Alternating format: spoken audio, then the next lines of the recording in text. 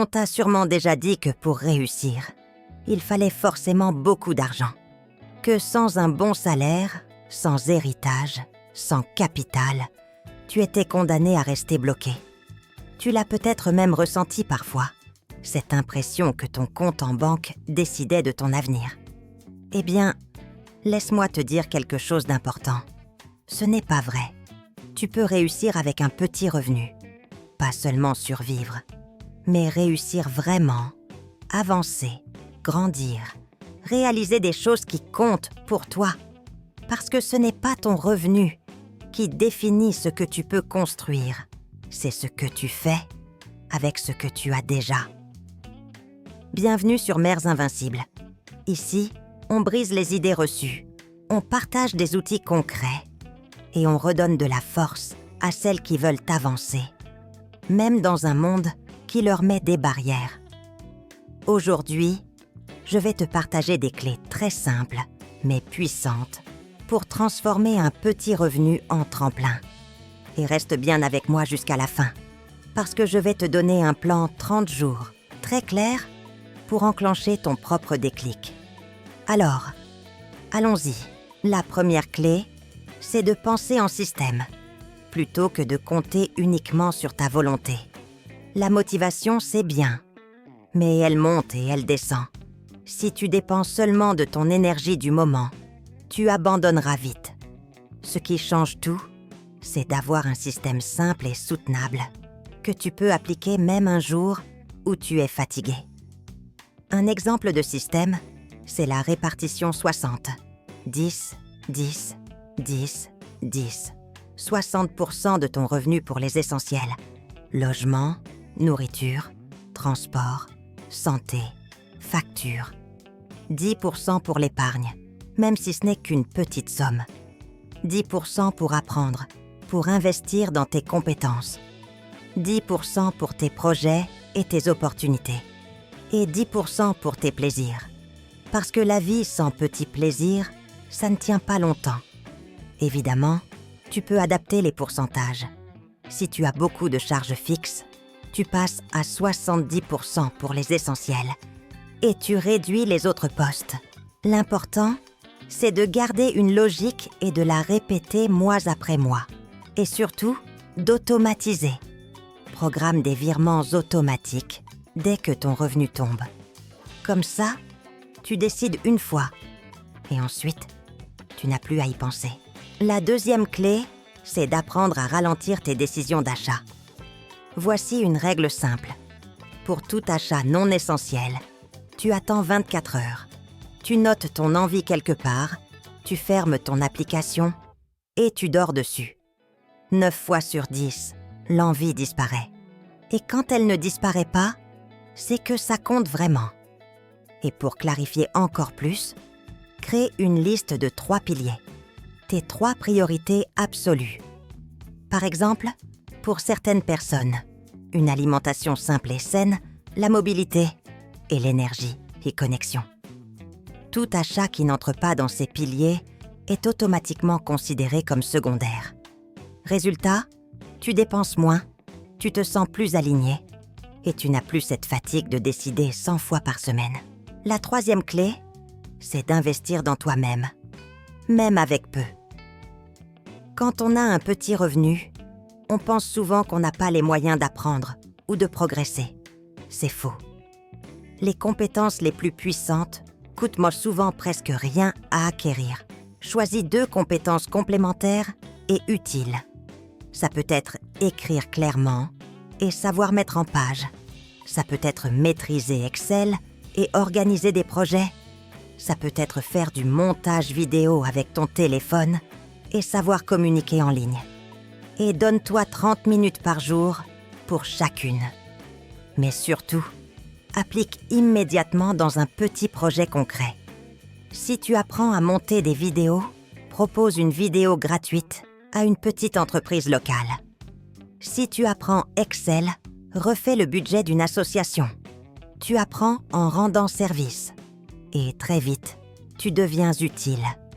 Et quand tu es utile, tu deviens précieuse, même avec peu de moyens. La 4e clé, c'est de créer plusieurs petites sources de revenus. On rêve toutes du grand projet qui va changer nos vies. Mais la réalité, c'est que 3 petites rivières valent mieux qu'un fleuve imaginaire. Voici quelques exemples accessibles. Corriger des textes, sous-titrer des vidéos, mettre en forme des CV, revendre de la seconde main de manière ciblée, vêtements d'enfants, livres spécialisés, meubles retapés, proposer des ateliers simples, cuisine, organisation, bricolage, aider localement, accompagnement administratif, configuration de téléphone, démarches en ligne.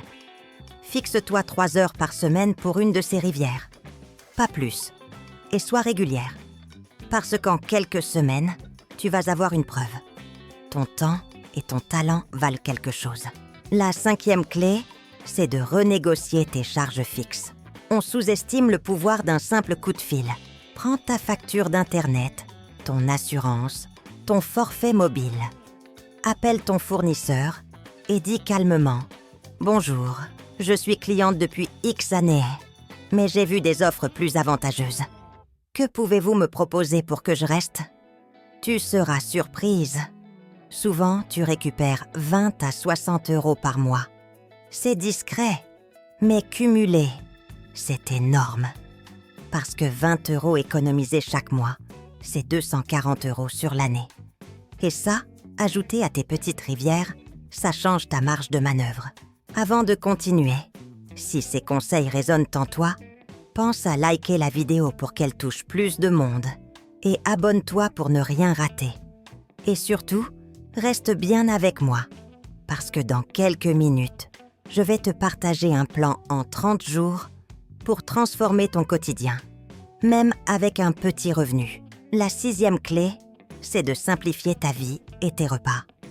Le temps, c'est aussi une ressource précieuse.